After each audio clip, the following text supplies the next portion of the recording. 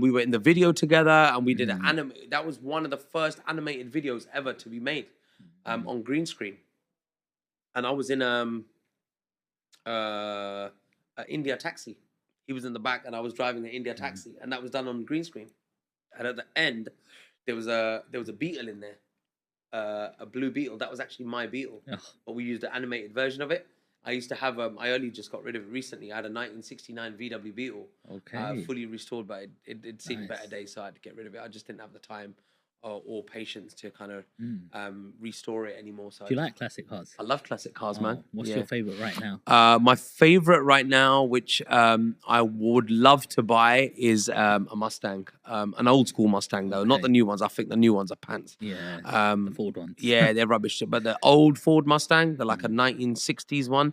You know, beautiful, man, beautiful cars. That raw, proper. That's a proper American muscle. That, you know, that V12 beast. Yeah, man. I love it. What's a real favorite of mine right now? The E30 2.5i. Okay, BMW, right. The two-door I've never version. really been into BMWs. Never been a big fan of them. I like the look of them, but I've never been a big fan. I've never owned a BMW. I've always been. That's our dad's, isn't it? Yeah, you're gonna get stopped. I don't know, man. I just never was in it. My first ever car, I was more into Fords, like classics. My first car was a Mark 1 Escort. Mark 1 Escort, 1974, 1300E.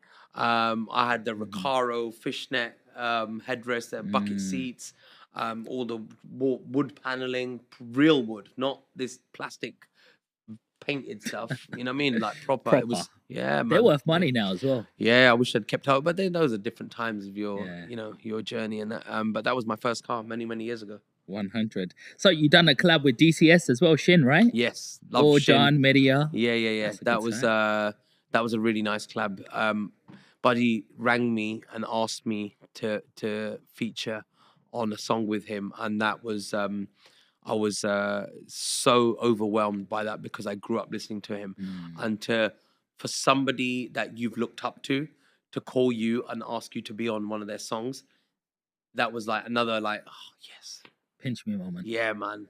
This is unbelievable that somebody of his vocal ability, position in the industry, and his everything about him, his talent, his stage presence, his band was, you know, I was in awe of it. I grew up listening to them. I used to go to weddings when I was a kid, and we'd ask our parents who's the band? Find out who the band is, because if it was an unheard of band, we wouldn't go, because I love dancing, right? So from a young age, and if it was a good band, I'm like, yeah, I'm going to this wedding, just purely because I just want to enjoy the band and you know, listen to live music. And DCS was up there, man, as one of my favorites. My favorite when I was growing up was Sahotas.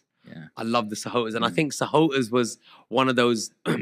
I describe them as Marmite. You either love them or you hate them. There was no middle ground. It was not like, oh yeah, they're all right. Nah, it's either you love them or you hate them. And I loved them. I thought they were wicked, man. Sahotas were wicked. But Shin Buddy, absolutely love you. He's amazing. And he's got a new song out. He's got a new song coming out with Veronica, my sister, from Humdum, which is a monster track. Still big today. Still goes down on the dance floors. I still perform it. And make sure you go check out her socials for the release date. It's coming out real soon. Come on.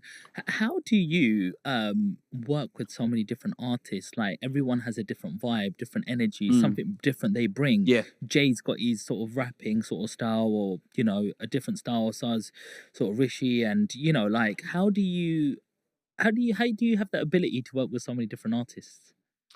I don't know, guys. How do we answer that? It's just like, you know, you got to pick the right ones, I guess. Sometimes it's like there's certain collaborations which don't even make sense, and you know, you know they're not going to work. Like, you're just too far apart. You're too different, right?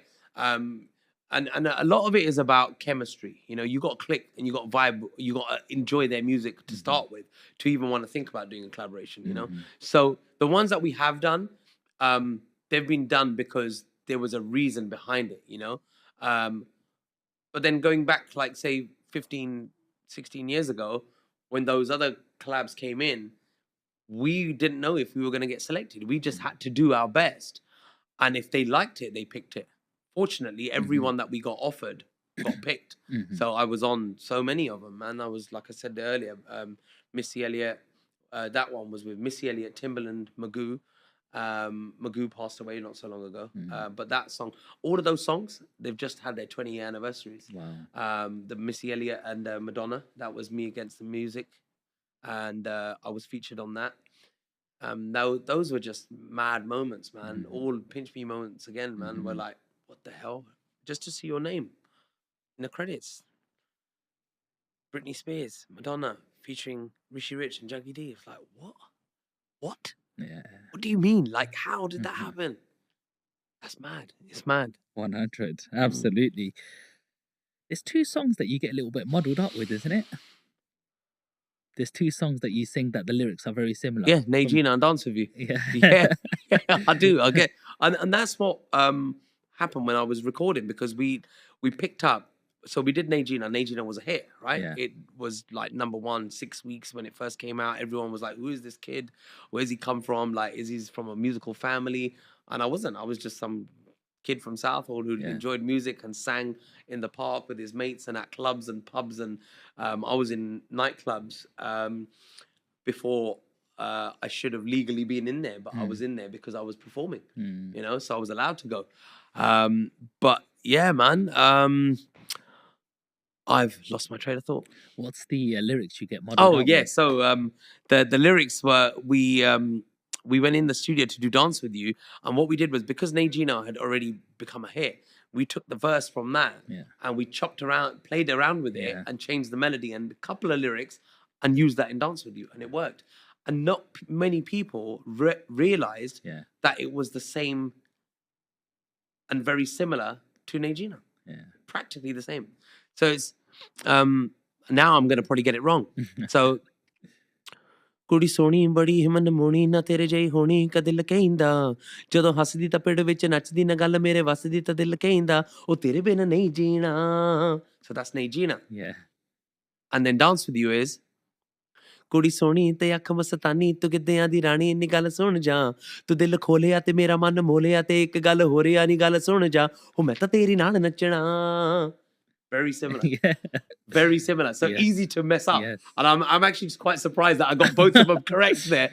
But yeah. I don't know if you visually saw anything, but on when you sang it the first time, you did a different sort of like thing with your hand, and the other one do you do certain things I don't to know, remember man. lyrics? That's just, I don't know. Maybe I do subconsciously, but no, that was just me counting the beats. Okay. Yeah, that's just me. Come on. Yeah. So you did quite a few tracks here, from 2002, 2004, 2006, 2007, and then I think there was a little gap till 2014. Yeah. So we did loads of music up until, and I think that's when the three of us stopped making music together with 2.9, and that's when things started going different ways, because Jay got signed to Jay went to America. He got signed to Cash Money. Rishi was doing more stuff with India. I was doing more stuff in India, and that's it. Just different stages of your life, of your career. You know, experimenting with different things, and that's everybody had a big gap then. And then my next release after that was 2012. When I did the album Punjabi Rockstar. So what did you do in between that time? Just loads of gigs. Okay. And we had enough material to just keep going for long enough to not even have to put music out. Wow. Yeah. And it was like literally back to back. Like, I've been going to India for the last 20 years, 22 years, in fact. We stepped out there. No, 2003. After Dance With You came out, we started performing internationally. And I think now, it's been 21 years. I've been going to India every single year for the season. And I'm one of very few Punjabi artists that goes out there to do shows. What's the difference between performing here in the UK and in India? India is different level. Bigger production, bigger show, bigger crowds, bigger money. Much bigger money.